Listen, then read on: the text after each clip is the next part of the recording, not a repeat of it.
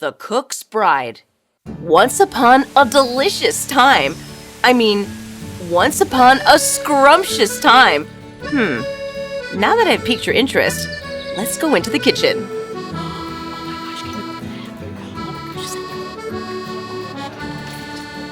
Meet Chef Roy. Chef Roy was one of a kind.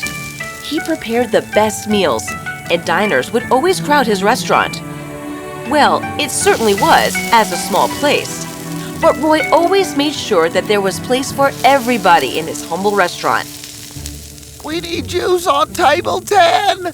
But we don't have a table 10. Well, that's what I am calling table 2 now, since the previous batch is not ready to leave. They're ordering continually and new customers are constantly pouring in. Oh, this is what life is. Food has a special connection to our soul, Jerry. When one masters over food, they master over life. But boss, you need to hike the prices. We will be so rich. No, Jerry. Rich or poor is a state of mind. It has nothing to do with the amount of money you earn or lose. Chef Roy used to leave his restaurant in the evening to spend time with his dog. He was content with his life. He had nothing more to ask for. One fateful day, his food caught the attention of the royals. This is delicious. Where did you get this from? Call the chef right now. Roy was called the very same day and was offered to be appointed as the royal chef. Oh, Your Majesty, I am most pleased. But my restaurant. Ah, that small restaurant. What is that going to fetch you? Being the royal chef is going to get you all the riches you want. Now don't be a fool and say money is not everything. It certainly is. Roy was afraid to contest with the king, so he humbly agreed. Roy was now the royal chef. He would wake up in the morning in his royal chambers.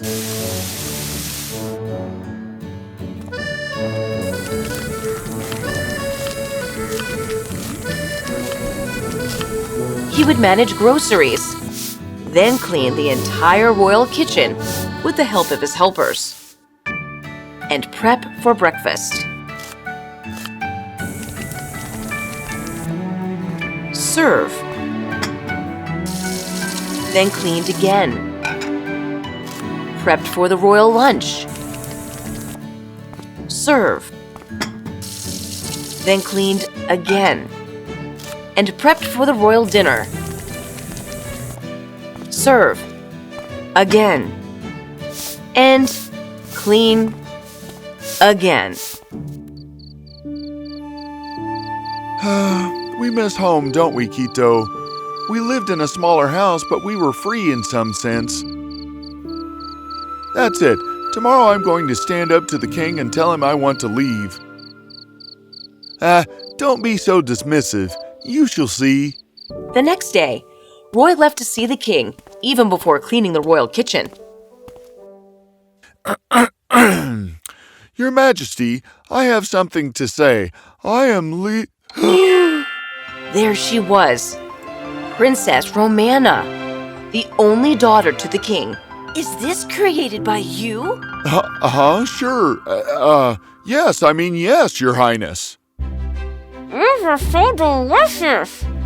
I really wish I could learn how to cook so well. Food, after all, is connected to our soul. It is. Think about it, Quito. We have everything here.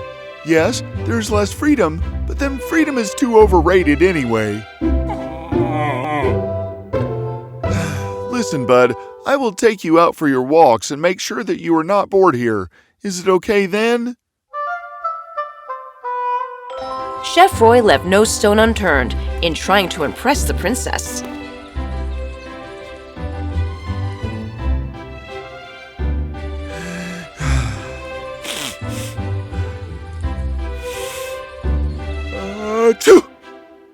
Who's there? But finally, what did get Romana to talk to Roy was cooking. Hi! Oh, Princess, Hi! I couldn't stop myself from entering the kitchen. Your cooking is amazing. And that marked the friendship between the royal cook and the princess. Princess Romana and Chef Roy were often spotted together in the royal garden or in the market. They would go vegetable shopping and tend to the flowers. Soon, their friendship turned into a very special bond. All right, Muffin, it's safe to say that I am allergic to this flower. Oh, my little souffle. Of course, the king was furious. My daughter, with a cook? Father, he is more than just a cook. I don't care. A king's daughter cannot be a cook's bride. That's unacceptable.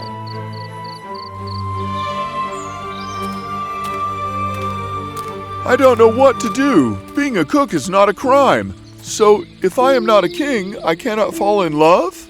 This is unfair, and my father needs to see who you truly are. Daughter, I know you are upset with me, but you must marry a man who is capable, strong, and has the strength to protect you. You know, a real prince.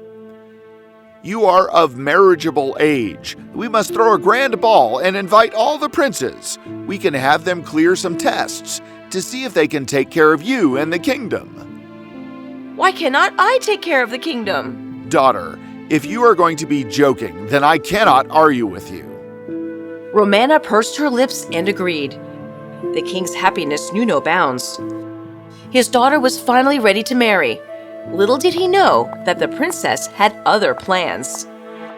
That night, Romana sent a special package to a very special prince. The evening of the grand ball arrived. It was a splendid party. My friends, thank you for coming to the grand ball. Let's all sit for dinner. Oh, they call this the grand ball. You must be joking. At the dinner table, Romana was closely watching all the princes. Whoa, the food is spicy. Oh, is it? I am so sorry, sire. I shall change your plate.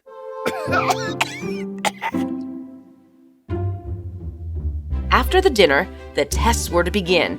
The princes were to show their intelligence to prove they are capable of leading the kingdom and of keeping the princess happy. Tell me, sire, if you were to be surrounded by enemies on all sides, how would you react to it? I would most definitely not serve them salty food for once. Huh? Huh? If your kingdom is near the coast, what would be your course of action if there were a high tide or an extreme rise in the water level? All the kingdoms near the coast must have excellent drainage systems and gutters besides the road.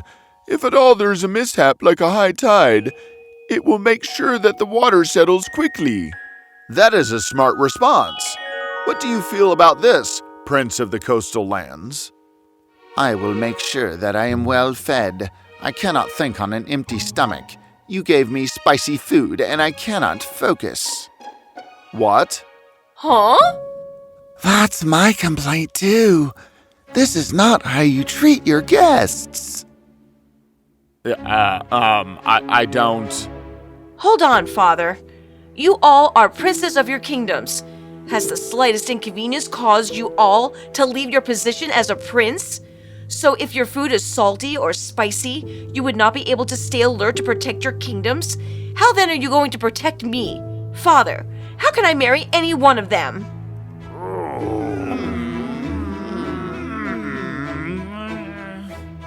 But, one prince answered, "What is your name?" I humbly apologize, Your Majesty, but I am neither a prince, nor do I own riches. The prince revealed himself to be none other than Chef Roy. Princess Romana explained how she insisted Chef Roy to come in disguise of a prince. Your Majesty, the princes here may be the best leaders, but shouldn't you care about your daughter's wishes? Oh my gosh, can you believe that happened? Oh my gosh, is that really the cook? Oh, I can't believe it. The crowd was shocked. No one had ever spoken to the king in this manner. I muster the courage today to ask you for your daughter's hand. I may not be a prince, but I am a resourceful man, and I promise to keep your daughter happy and protect her all her life." The king was flustered. I always wanted my daughter to marry a real prince. You have proved today that a real prince doesn't need to be rich or be born into a royal family. The princes were embarrassed for their lack of alertness. They were happy for Roy and Romana. Son, tell me, why did you say that you are a resourceful man? "Pardon me, Your Majesty, but only a resourceful man and a great cook can identify where to add extra spice and extra salt." You altered the food of the princes. "For my love, Your Majesty. I did it for my love." King Roy and Romana had a hearty laugh. Roy and Romana were soon married. And while Princess Romana watched over the kingdom, yay! Woohoo! Yay! Woo! Chef Roy opened his own chain of restaurants. Princess Romana lived her life with happiness and pride, as she was now the cook's wife.